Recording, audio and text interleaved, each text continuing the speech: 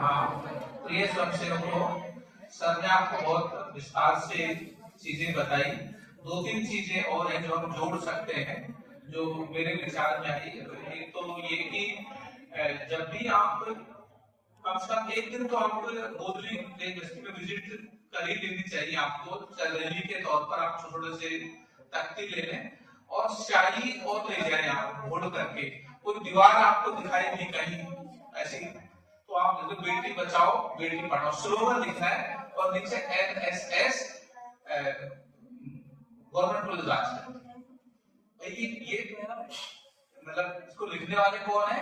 NSS government college GCR Rajgarh. ऐसे छोटे छोटे 5-7 स्लोगन आप जिस भी जहां भी जाएंगे, शहर में जाए कोई दीवार आपको ऐसी लगे जो दिखने लायक खाली पड़ी है, तो वहां स्लोगन लिख सकते हो। उससे आपका मैसेज वहां तक जाएगा। तो किसने लिखा है? NSS गवर्नमेंट कॉलेज राजगढ़ के स्वयंसेवकों ने इसको लिखा है।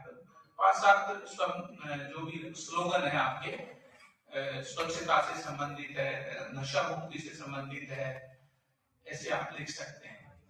एक सर ने बताया कि आपके जो अनुपयोगी कपड़े हैं अपने, वो अपन इकट्ठे करके यहाँ कॉलेज में जमा कराते हैं। यहाँ जो दैनिक भास्कर है उसने भी, और अरुण के NGO हैं जो उन्होंने अभियान चला रहे हैं, आप हमें सूचना दे दें, वो आएंगे और यहाँ से सारे कपड़े ले जाएंगे। वो उनका उन्होंने एक मिशन बना रखा है। वो जरूरतमंद आदमी है, कोई रिक्शा वाला है, कोई भी गरीब बस्ती है, वहां जाकर के उन कपड़ों को वितरित कर देते हैं।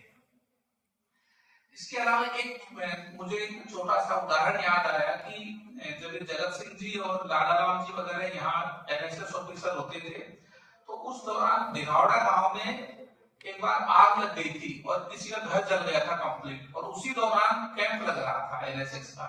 तो NSS के सारे स्वयंसेवकों ने कहा आज का हम जो हमारा नाश्ता है सबने कैंसिल कर दिया, और जो पैसा बचा था वो उस जिसका घर जला था उसको उन्होंने वहां जाकर उसकी सहायता के लिए NSS के स्वयंसेवकों को सारा पैसा, एक दिन के नाश्ते का पैसा उन्होंने वहां जो 5-7 हजार रुपया था, लेकिन उस व्यक्ति को जरूरत थी, उसको उन्होंने पैसा दे दिया था, अपने हिस्से का पैसा जो भी था।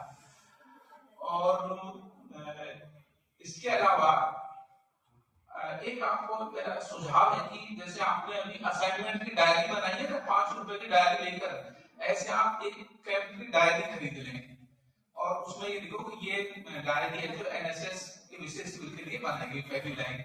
उसमें पहला दिन आज की आप डेट डाल दो कि आज जो इतने तारीख को हमारा महाविद्यालय में पहले हमने श्रमदान किया, फिर हमने नाश्ता लिया, इतने बजे हमारा ये NSS का उद्घाटन सत्र हुआ, मुख्य वक्ता आर्ट्स कॉलेज से मैडम आई, उन्होंने ये चीजें बताई।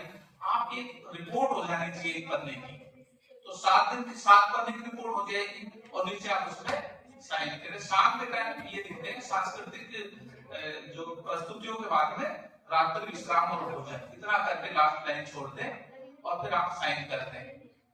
वो रिपोर्ट अपने NSS ऑफिसर से साइन करवा लें आप चाहें तो, वो आपका रिकॉर्ड होगा। आप चाहें तो NSS ऑफिसर को जमा करा दे, एक तरह से आपको फीडबैक मिलेगा कि, और लास्ट के दिन आप अपना फीडबैक दे दें पन्ने में कि हमने इस दौरान ये चीजें सीखी और हमें बहुत अच्छा लगा। उससे क्या आपको लिखने एक तरह से अभिव्यक्ति कौशल आपका सुधरेगा। उसको लिखने का शौक होता है ना, उसको बहुत सारी चीजें हैं, उसको टेंशन नहीं रहता है। ये कहते हैं कि जब ये आदमी कोई बहुत ज्यादा टेंशन में हो, स्ट्रेस में हो, उसको अगर कुछ चीजें लिख देगा ना कागज में, तो अपने आप बहुत हल्का कर लेता है।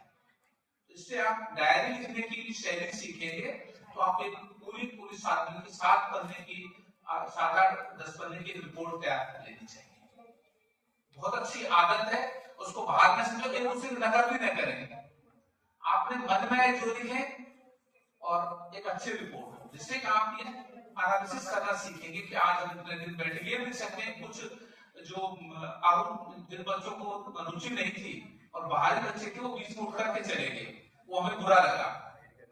वो आपकी खुद का फीडबैक, उसको आप पढ़ेंगे, सर पढ़ेंगे, तो ये फिर आप 7 दिन बाद खुद ही पढ़ना खुद की डायरी को और हमने क्या लिखा है।